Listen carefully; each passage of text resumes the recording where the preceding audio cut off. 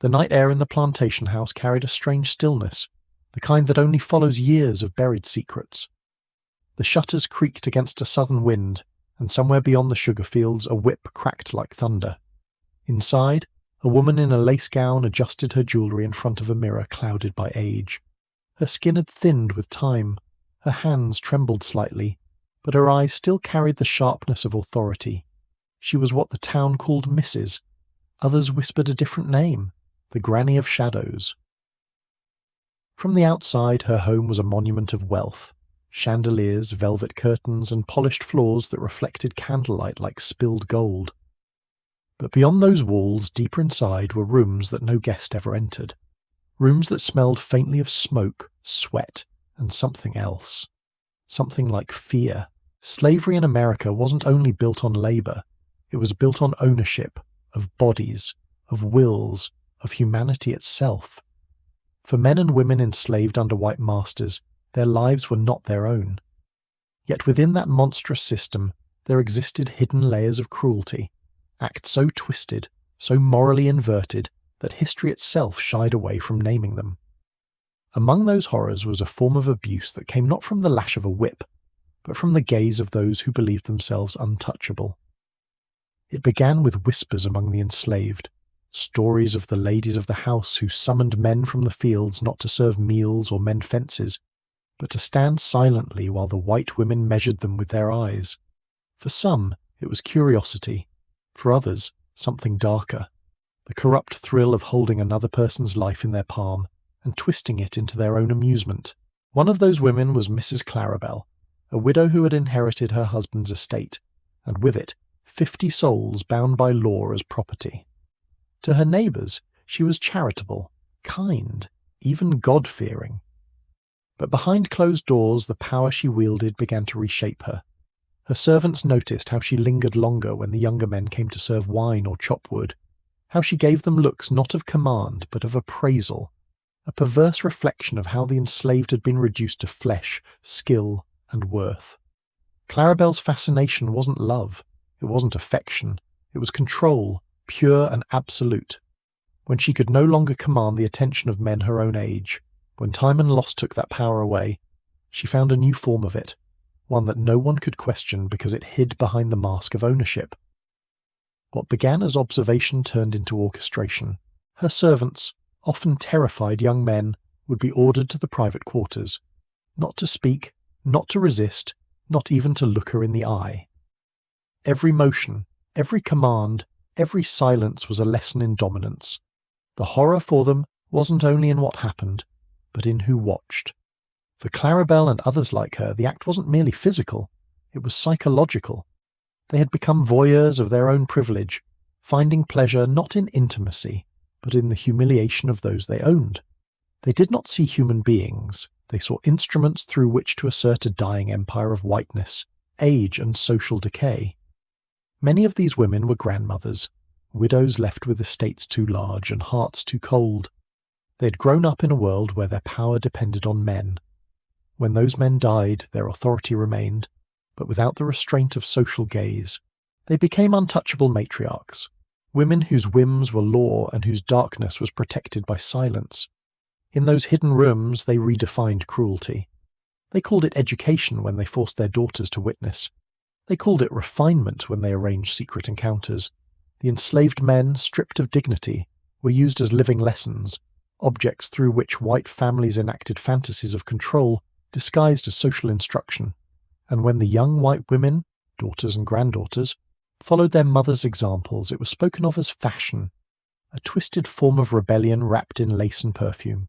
Some of them believed they were exploring freedom, others were merely repeating the sins taught to them by the generation before. The system protected them all. There was no law that called this what it was: assault, degradation, destruction of spirit. To the society of that time, the enslaved had no body the law could defend, no heart the church could bless, no voice the world could hear. One man, known only in local tales as Samuel, carried scars not from chains, but from shame. He had been chosen many times, summoned in silence, used, dismissed. Years later, when the Civil War began and he gained his freedom, he refused to speak of those nights. but his eyes told everything. "They took more than work from us," he once said to another freedman. "They took the part that makes you stand tall." There's a danger in thinking cruelty wears only one face, male, violent, obvious. But power, once given unchecked, can twist anyone. The old women of the South, those who ruled plantations after their husbands' deaths, found ways to preserve the only empire they had left, dominion over those who could not resist. This wasn't passion. It was punishment disguised as pleasure. A ritual of dominance disguised as desire. The enslaved men became symbols, living mirrors of everything these women could control and everything they had lost. They were forced to embody both labour and forbidden fantasy. It was a violation not only of the body but of the very idea of humanity. Historians call this phenomenon voyeuristic domination, a psychological mechanism by which power and desire fused into cruelty. The white grannies of the plantations, though rarely written about, represented one of the last unspoken horrors of slavery, the weaponization of intimacy. The most terrifying truth wasn't that these acts happened in secret, but that, in the eyes of the world, they weren't even considered crimes. They were invisible. The law did not see black men as capable of being victims. The church preached obedience, not justice. And society looked away, preserving its illusion of gentility while its most powerful women turned violence into ritual. By the mid-1800s, this shadow culture of abuse had become part of the unspoken life of the Southern elite. Behind every polished tea set and garden party there were whispers. Behind every prayer meeting there were ghosts. And though the Civil War would later burn away the plantations, it could never erase what happened in those hidden rooms, because power, when left unchecked, always finds new forms. Those who lived through it carried the memory quietly. It was never written in letters or diaries. It was passed in stories, murmured in the dark between freed families, remembered in the eyes of men who learned that even after the whip was gone, the wound remained. And so, when people say that history is long past, they forget. Some shadows never fade. They change their names, their faces, their manners, but the hunger for power that fueled them is the same. That was the lesson Samuel carried to his grave, and the one the world still struggles to face. There are horrors that leave no scars on the skin, only on the soul. The Civil War came and went like a storm. It tore down mansions, burned ledgers, and shattered illusions. But some things, the quiet sins, the ones that never made it into newspapers, survived like ghosts in the soil. When the war ended, those who'd been enslaved walked away from the plantations with nothing but the weight of memory. And among those memories were not just beatings or chains, but the suffocating touch of power that had crept into every corner of their existence, even into the most private parts of their humanity. The stories were whispered, never shouted. In the freedmen camps that formed across the South, old men sometimes told the younger ones, "Don't ever think freedom wipes everything clean." They were talking about the wounds no one could see, the humiliation, the violation, the knowledge that their bodies had been used as proof of someone else's dominance. Those who had suffered under the rule of the white grannies carried a different kind of pain. It wasn't the pain of the lash, but of being seen and not seen, treated as both invisible and object. In the twisted theatre of slavery, those elderly women had turned cruelty into ceremony. They'd orchestrated not only labour but humiliation, a performance of control that blurred the lines between punishment and pleasure. When the Union soldiers marched through the South, they saw the burned fields, the broken chains, the starving children. But they didn't see the rooms behind the locked doors, the chambers where power had masqueraded as curiosity, where pain had been mistaken for passion. No one wanted to see it. The world was already horrified enough, and yet, without acknowledging it, something essential about the nature of domination was left untold. Clarabelle, the widow whose name still lingered like a rumour, vanished after the war. Some said she fled to New Orleans, others claimed she was found in her home, sitting in her rocking chair staring at the wall until she turned to dust. But the people she had owned never forgot her. When they built their own homes, miles away from the ruins of her estate, they still felt her presence in the wind that moved through the trees. That was the thing about power. It lingered long after the hands that held it were gone. The New South rose from the ashes, but it wasn't truly new. The plantations became farms, the slaves became sharecroppers, and the same women who once held dominion now wore the face of benevolence. Some became caretakers, others teachers, a few even joined the churches.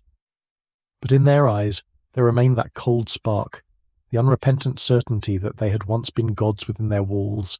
Their daughters grew old, their granddaughters went north, and yet the memory of control, of the ability to command another person's body in silence, passed quietly down through generations, reshaped into different forms. Society polished it, rebranded it, gave it new language. What was once open domination became disguised in politeness, in laws, in expectations. But for those who had known the underside of it, there was no disguise convincing enough. Many years later, when writers and historians tried to document the cruelty of slavery, they focused on the whips, the chains, the markets, the physical suffering. Few dared to touch what had happened in the private spaces, because to write about it was to admit how deep the corruption went. The image of the gentle southern lady, with her parasol and pearls, would crumble if the truth of her complicity was fully told. But the truth has a way of surviving even in whispers. Freedmen who lived long enough to tell their grandchildren spoke carefully, using words like strange, unholy, things no man should be made to endure. Those who listened understood, even without details. They knew what silence meant. In one story passed through generations, a man named Elijah returned to the ruins of the plantation where he'd been born. The house was falling apart, vines crawling through the windows, the furniture eaten by mould. But the air inside was heavy, thick with something invisible. He stood there in the great hall where he had once been summoned to stand before Clarabelle. The floorboards creaked under his feet as if the house itself remembered him. He whispered, "You don't own me anymore." And for the first time in his life he felt the words settle like truth. Elijah's story was one of thousands, but it captures what history often overlooks, that freedom was not a switch flipped overnight. It was a slow and painful unbinding, not just from chains, but from the unseen weight of being made an instrument of someone else's will. And what of the women, the grannies, who had orchestrated such violations? Most of them died respected. Their obituaries called them pillars of the community. Their portraits hung in parlours and churches. Generations later, descendants would look at those painted faces and never know what darkness lived behind those calm eyes. But silence is not erasure. The truth leaks through in small ways, in letters, in estate records, in the testimonies of the enslaved that historians later uncovered. Scholars now know that sexual violence in slavery was not limited to men against women. It crossed lines of gender and age, revealing a system so thoroughly corrupted by power that morality itself had been devoured. The voyeurism, the forced intimacy, the educational rituals, they were not just acts of depravity, they were acts of empire, microcosms of a world built on the belief that one race, one class, one gender could claim divine right over another. And when the Civil War ended, that belief didn't disappear, it simply changed its language. Even today, the echoes of those unspoken abuses ripple through culture. The fascination with dominance, the objectification of black bodies in art and media, the unexamined stereotypes of desire, all of it is born from centuries-old narratives that began in the private chambers of those plantation houses. What the Grannies did in secret has survived not as memory, but as imprint. To understand history fully, we must be brave enough to face these hidden rooms, to walk through the doors that polite society locked and painted over, because within them lies the truth about power. It doesn't vanish when laws change, it adapts. One historian wrote that the real legacy of slavery isn't just the economic scars or social hierarchies, it's the learned capacity of human beings to normalize cruelty. The white women of the South, especially those widows and matriarchs, proved that power itself is seductive, that even those denied authority by men can become tyrants when given control over someone more powerless than themselves. This is not just about the past, it's about the way dominance survives in new clothes. The same gaze that once watched enslaved men as entertainment now watches through screens. The same hunger for control that once justified human bondage now hides behind culture, economy, and silence. When Elijah's granddaughter told his story to her children, she ended with a single sentence. He forgave the people, but not the world that made them possible. That's the weight of history, not just the cruelty, but the structure that allowed it to exist and then forget itself. Every nation that built itself on human suffering eventually faces the same reckoning. America's came not through war, but through memory, through the gradual courage of those willing to uncover what was hidden. The white grannies and their secret crimes may be gone, but the echoes remain in the way we still struggle to speak of them. Because speaking means admitting that evil does not always wear a villain's face. Sometimes it smiles behind lace curtains, serves tea in fine china, and calls its cruelty culture. The story of the enslaved men who endured such dehumanization is not one of submission, but survival. They carried dignity through darkness. They endured in silence so that someday truth could find its voice, and now it has.